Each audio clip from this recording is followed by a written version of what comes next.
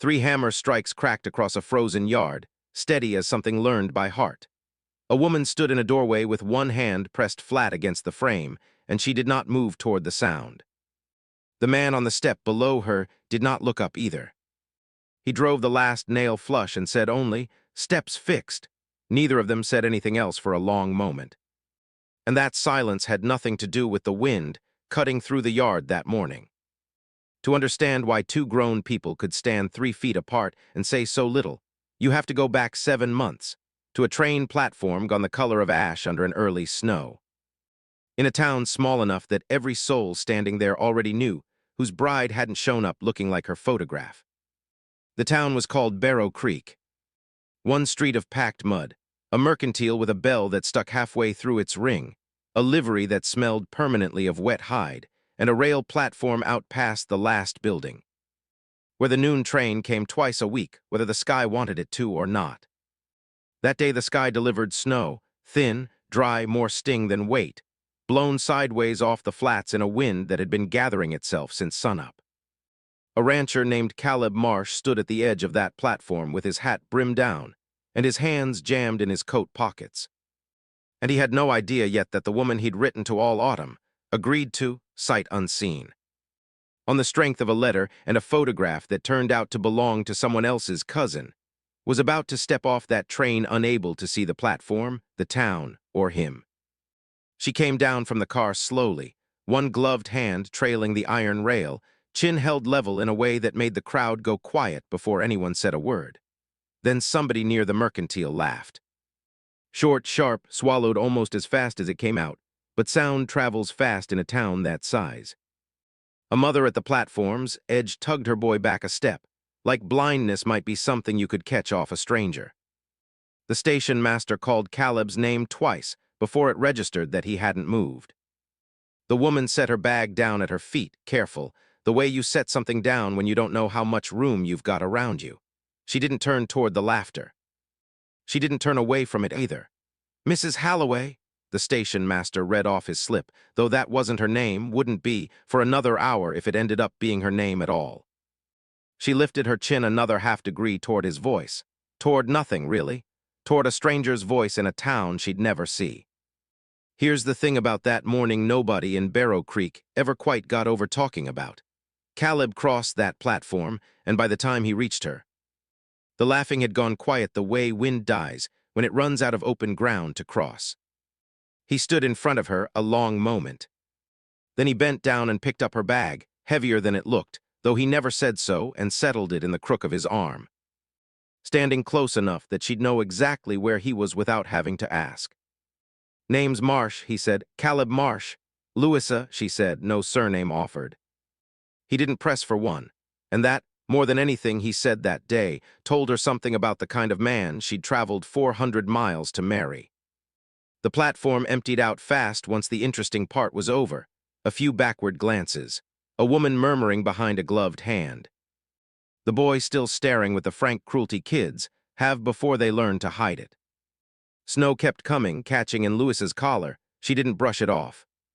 Caleb noticed that too, filed it away without comment, the same way he'd have noted a fence post starting to lean or a horse favoring a leg. "Wagons this way," he said. "Ground's uneven past the platform, I'll tell you when." She nodded once. He didn't offer his arm outright. Something in the agency's letter, some line he'd read twice, had told him she didn't care to be steered around like a thing on a rope. So instead he narrated the world to her in short, useful sentences. A rut here, a hitching post there, the wagons near wheel. She walked beside him with her hand resting light on his forearm only where the ground actually demanded it, and nowhere else. The whole street watched them go. Couldn't help it, nothing that interesting had happened in Barrow Creek since the Colton barn burned in October. Caleb felt every eye on the back of his neck and didn't turn to meet a single one of them, because turning would have given the moment more weight than he wanted it to carry. At the wagon, he set her bag in the bed and helped her up onto the seat, one hand under her elbow, brief, practical, the kind of touch a man gives a gate he's closing behind him. She arranged her skirts, folded her hands in her lap, and faced forward toward a house she'd never see. In a country she only knew by the cold moving across her face and the sound of his breath beside her. Ranch is 6 miles out, he said, climbing up. Be there before dark if the road holds. It'll hold, she said, though she had no earthly way of knowing that. He didn't ask how she was so sure. He clicked the reins, and the wagon rolled off the platform, past the last storefronts, out into open white country, and neither one of them said a word for the first mile. Now if you're wondering how a blind woman ends up married to a rancher she'd never laid eyes on, in a town that already had its opinion formed before she'd said a single word, stay with me. Because the next 7 months are going to surprise you more than that first hour did. The road narrowed after that first mile, banked high with snow on both sides where the county plow had run through twice that week and given up on a third. Louisa sat with her spine straight, not gripping the seat rail even when the wagon pitched hard over a rut. Caleb noticed that the way he noticed weather filed, unremarked. Fence post on your left's leaning, she said an hour in. Wood's gone soft, you can smell it. He looked, the post was leaning. He hadn't smelled a thing but cold air and horse, and his own damp wool coat. I'll set it in spring, he said, and didn't ask how she knew rotten wood from 20 feet away with no eyes to see it with. She didn't explain, and the wagon went on. The house came up out of the white the way it always did, low, gray-boarded. No smoke from the chimney because he'd banked the fire that morning, not expecting to be gone this long. He stopped the team at the door, set the brake, and sat there a beat longer than he needed to. The way a man sits when he's already made a decision and is only now feeling its full weight land on him. Porch has 3 steps, he said, coming around to her side. Middle one's shorter than the other 2. Been meaning to fix it. I'll remember that, she said, and took his arm when he offered it and let go the instant she didn't need it anymore. Inside, the house held the cold the way empty houses do, cold with actual edges to it. She stood just past the threshold while he moved ahead of her, striking a match to the stove, naming the room as he went. Table here, 3 steps to your left. Stove's iron, mind the handle, it holds heat long after the fire's out. Not instruction so much as inventory, the kind a man gives himself walking a familiar field in the dark. She took all of it in without asking him to repeat a single word. Bedroom's off the back, he said. Yours. I'll take the room off the kitchen. He said it plain, the way he'd have told you which stall a horse went in. She nodded, and something in her shoulders, braced tight since the platform, came down half an inch. Neither of them marked it out loud. Supper that first night was bread gone 2 days stale, and coffee boiled a good deal too long. They ate mostly in silence, the stove ticking as it came up to heat, wind finding the gap under the door and worrying at it steady, the way it would all winter. Preacher's coming Thursday, he said near the end. If that suits. It suits, she said. Outside, the light went out of the sky fast, the way it does in deep winter, blue to gray to nothing, and neither of them got up yet to light a second lamp. They married that Thursday under a sky that stayed gray the whole day through, snow hanging in the air like it hadn't made up its mind. The preacher was an older man nursing a cold he'd had since November, and he read the words fast, plainly wanting to get back to his own stove. There were no witnesses beyond the preacher's wife, who stood by the door with her coat still buttoned, watching a rancher marry a woman he'd known for 4 days. Louisa wore the same gray dress from the platform. Caleb noticed, said nothing. Afterward, the preacher's wife touched Louisa's arm on her way out, not unkind, just brief, and said, "You'll do fine here," in the voice people use when they aren't sure and want badly to be. Louisa turned her face toward the sound and thanked her, and something crossed the older woman's expression like she wished she'd said something else entirely. The house settled into its shape around the 2 of them, the way a coat settles once you've worn it a few times. Louisa learned the kitchen first, the reach from stove to table, the exact count of steps to the water bucket, the spot on the counter where the edge dropped half an inch without warning. She counted these things under her breath sometimes, low, more habit than necessity, the way another person might hum without noticing they're doing it. Caleb caught it the second week in and never once mentioned it. He was gone most days working cattle, coming in at dusk with the cold still clinging to his coat, and every evening he'd find food waiting without ever having told her what hour to expect him. She'd learned the gate instead, the particular creak of its swinging, and set herself by that sound the way other people set themselves by a clock. One evening he came in later than usual, snow packed into the seams of his boots, and found the lamp trimmed low and a second cup waiting beside his own. Coffee gone half cold from the wait. "Didn't need to wait supper," he said. "Wasn't waiting," she said. "Just made two." He looked at that cup a moment longer than the sentence really required, then sat down and drank it cold rather than say another word about it. Outside, the wind had come up hard off the ridge, finding every seam the house had, and past the barn a loose board complained against it, over and over. Patient as a clock that never quite finished chiming.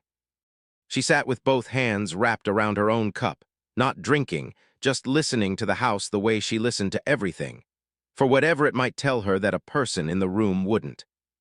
Caleb watched her do it without realizing yet that he'd started watching for it every night now, the same way another man watches for changing weather. The board kept at it past midnight. More than once he thought about going out to nail it down and didn't. There was something about leaving one thing unfinished in a house that had otherwise, over these first weeks, quietly finished itself around her, the shelf that had somehow lowered to where her hand found it without searching, the swept path from door to well. The chair that had migrated a foot to the left, so it caught the stove's heat square in winter. He'd made none of those changes with any announcement. She'd made none of her adjustments to him with any announcement either.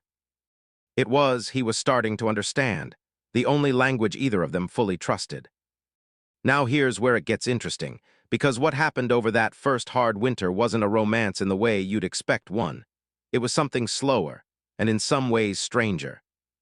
Built entirely out of things neither of them ever said out loud. She rose ahead of him most mornings, moving through the kitchen by a map she carried somewhere behind her eyes, and he learned fast to leave things exactly where he found them. So he wouldn't unwrite that map by accident. Once he moved the wash basin 2 inches to scrub a rust ring off the counter beneath it, and forgot to set it back exact. She found the new spot with her hip instead of her hand, said not one word, corrected herself, and it was 3 full days before he even understood what he'd done. And longer still before he trusted himself to touch that basin again at all. The snow that year came heavy and stayed heavy. By January, the drifts against the north wall stood taller than the window ledge, and cold worked its way into the house in a manner no amount of stove feeding fully cured. Some mornings she wore his old coat over her shawl without asking, and he noticed, and said nothing, just started hanging it a little lower on the peg so she wouldn't have to reach. Some evenings passed with barely a dozen words traded between supper and sleep. Other evenings, without either of them naming it, felt less like an arrangement and more like company, her humming low over her mending, him working a strip of leather by the lamp. The two of them occupying the same quiet the way 2 horses will stand at opposite ends of a stall without ever needing to touch. He caught himself once, watching the line of her jaw as she tilted her head toward a sound outside, wind, maybe, or a coyote a long way off. Or nothing at all, and looked away fast before she could turn her face toward him and ask, without asking, exactly what he'd been looking at. The loose board kept its complaint through most of February. Caleb finally fixed it on a morning she was down at the wash line, hands raw with cold, humming something he didn't recognize. And he told himself it was only that the sound had finally worn through his patience. He drove 3 nails instead of 1, deep enough the wood wouldn't get any ideas about complaining again. She came back from the line with the basket on her hip and stopped at the bottom of the steps to listen before she climbed. Her foot found the second board and didn't hesitate the way it had all winter, didn't press down to test it first.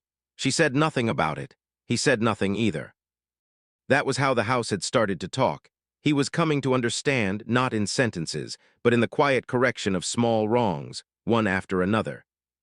So gradual a person could live right inside the changes, without ever once being asked to thank anybody for them. The false thaw came through the second week of March, the kind that turns a yard to mud by noon and freezes it hard again by midnight. He was out breaking ice on the trough before light one morning and found she'd already broken it herself, feeling along the edge with a stick until she struck open water. He didn't remark on that either. He only noted, the way he noted most things about her, that she'd stopped waiting for him to handle what she could manage on her own, and had quietly started handling it first, before he was even awake to see. One night in that thaw, wind rattling hard against the north wall and the stovepipe, she sat up at the table longer than usual, hands stilled over her mending.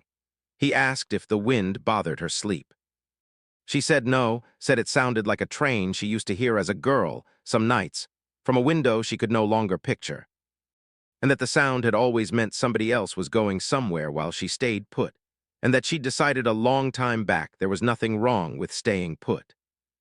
He didn't answer that directly.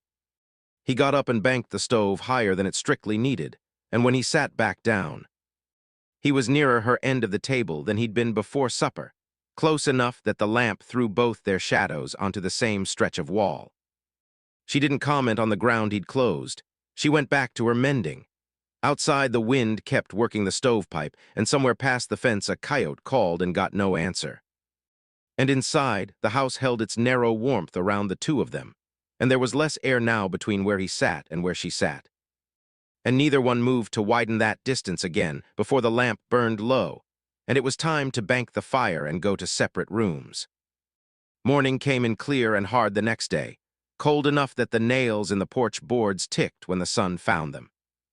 He was up first, as always, breath fogging over the wash basin, coffee already on by the time her door opened down the hall.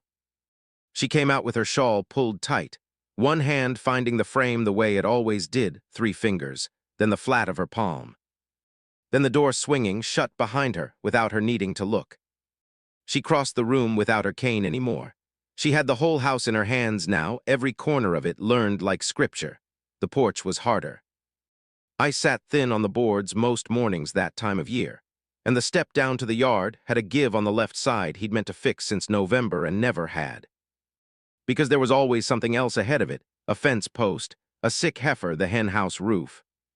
He watched her go out to feed the chickens one such morning, bucket swinging light in her hand, and heard her count the step under her breath as she took it. 1, not loud.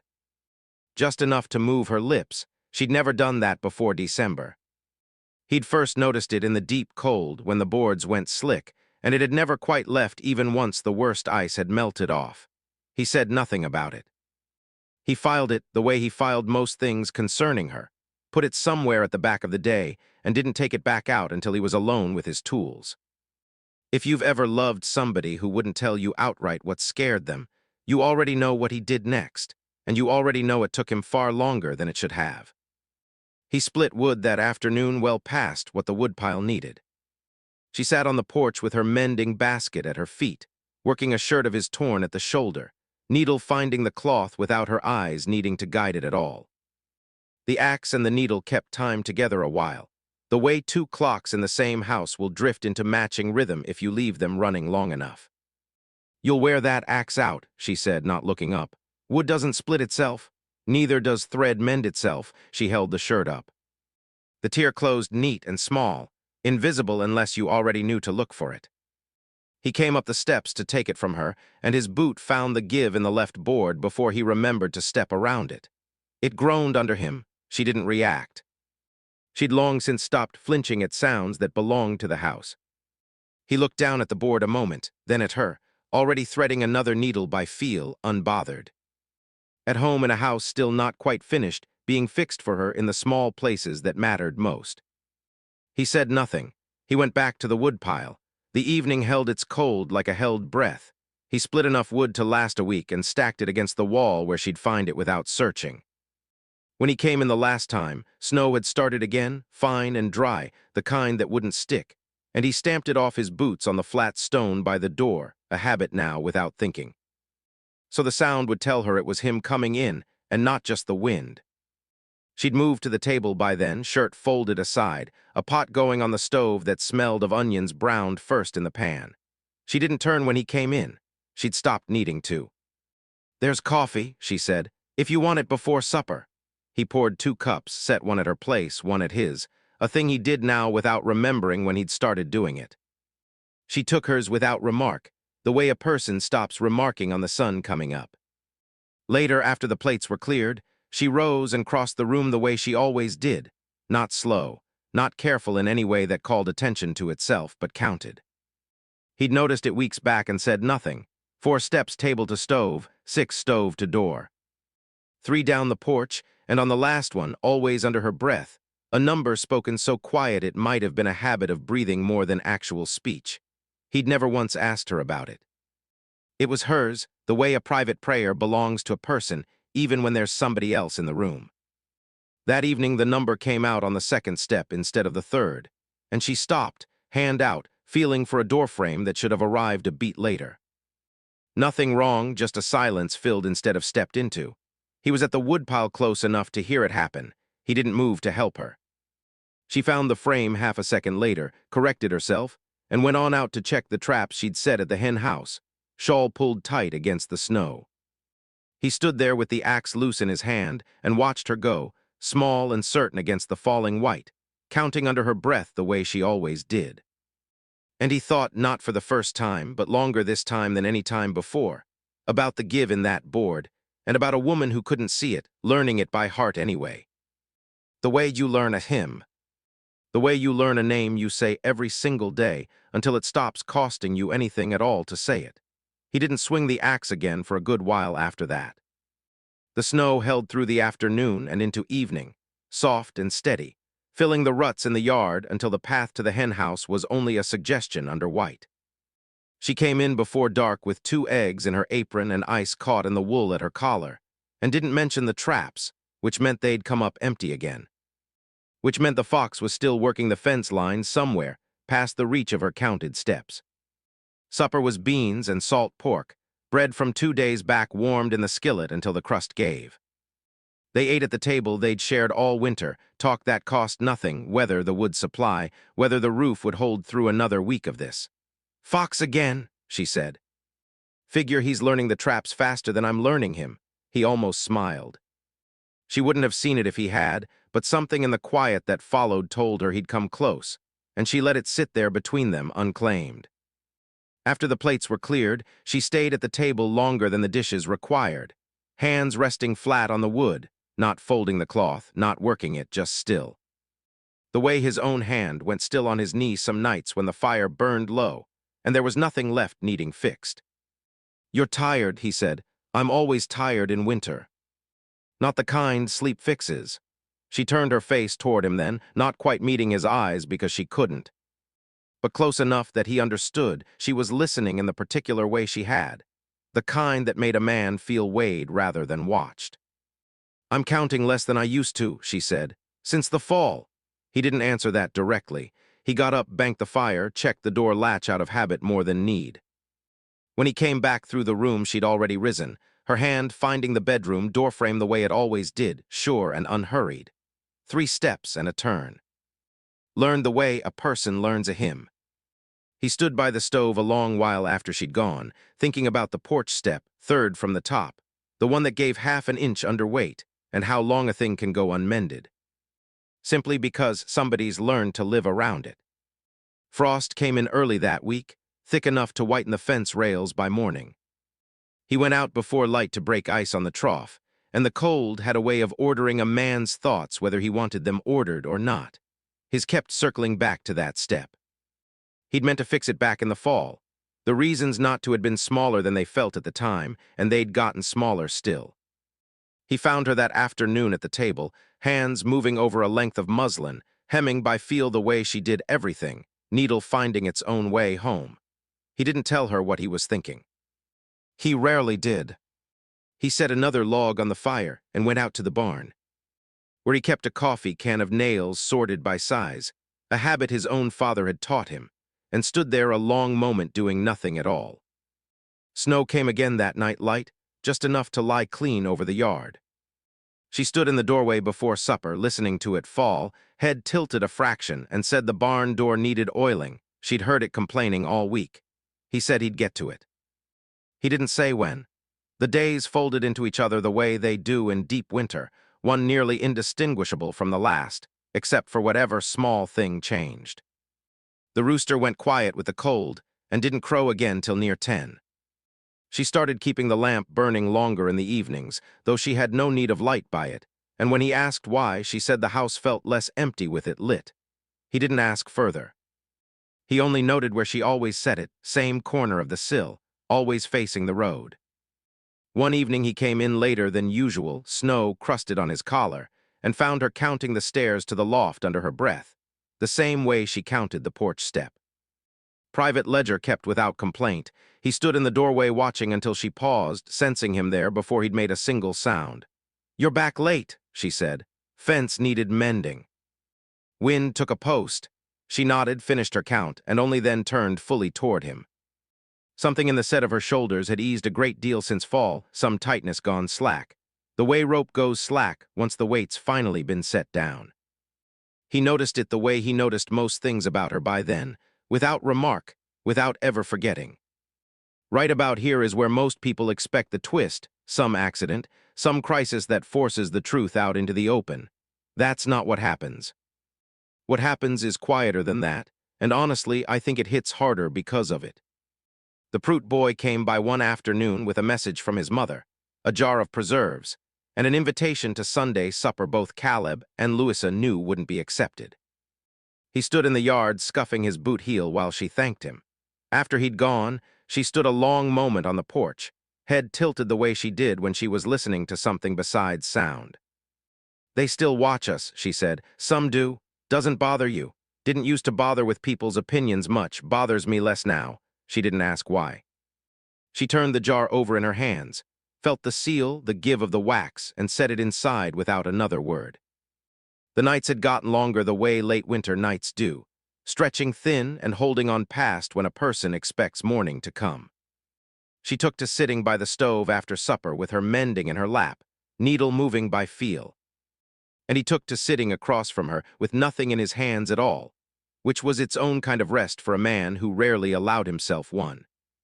Some evenings neither spoke for the better part of an hour. The silence had long since stopped being something either of them felt any need to fill. One such evening, wind working hard at the eaves, she set the mending down and said, without lifting her head, "You've been quiet even for you," thinking about the fence. About the step, he didn't explain further and she didn't push. Though something in her hands went still over the cloth, needle paused mid-stitch, before she picked the rhythm back up and let the moment pass unnamed. The thaw, when it finally came, arrived the way it always did out there, not gently, but all at once. Mud where the snow had been. The creak loud again after months of silence under ice. She heard it from the porch before he'd said a word about the water coming up. She heard most things before he told her. On the last morning of hard frost, he woke before light and went out to the step. He'd measured it twice the week before, standing over it with the lamp while she slept, running his hand along the worn place where her boot found it every single night without fail. Second board left of center, the give just slightly different from the others. She had never once missed it. She'd never once needed telling twice that it was there. He pulled the old board free before the sun was fully up. The nails came out easier than he expected, softened by a whole winter of frost and thaw. He set the new board in its place, leveled it, and drove the first nail. She came out onto the porch in her shawl, coffee cooling in the kitchen behind her, and stood with her hand on the frame. "What's that? Step's fixed," he said, not looking up. She didn't ask what had been wrong with it. She stood there a moment, head tilted the way it always did when she was listening for something underneath the words themselves, her hand still flat against the doorframe. "It wasn't broken," she said. "No." The hammer went still in his hand. He didn't look up at her, but he didn't go on driving the nail either. Wind moved through the yard, carrying the smell of wet earth and the first green thing pushing up somewhere along the fence line. "Caleb!" He went still on the step below her. One breath. The name sat there in the cold morning air between them, plain, unadorned, the first time she'd ever said it instead of you. Instead of nothing at all, and it did more to him than any sentence she could have built around it. He didn't answer with a word. He drove the nail home, one clean strike, set the hammer down, and looked up at her standing in the doorway, hands still on the frame, face turned toward the sound of him. Then he stood, crossed the 2 steps between them, and didn't say anything else, because there was nothing left that needed saying. Not after a whole winter of coffee poured before it was ever asked for. Not after a step counted under her breath in the dark. Not after a name spoken plain into cold morning air. After 7 months of a man mending everything around a woman except the one thing that would have told her, out loud, that he'd noticed her at all. Behind them, on the porch rail, 2 cups of coffee sat cooling side by side, the way they always did now, and neither one of them felt any need to remark on that anymore either. If you'd been the one stepping off that train, not knowing a single soul waiting for you, not even able to see the town you were about to call home, what would you have wanted that first hour to look like? Tell me where you're watching this from tonight, and if this one got you somewhere in the chest the way it got me writing it, hit like, subscribe if you haven't already. And let me know down in the comments what you'd have said back to him on that porch.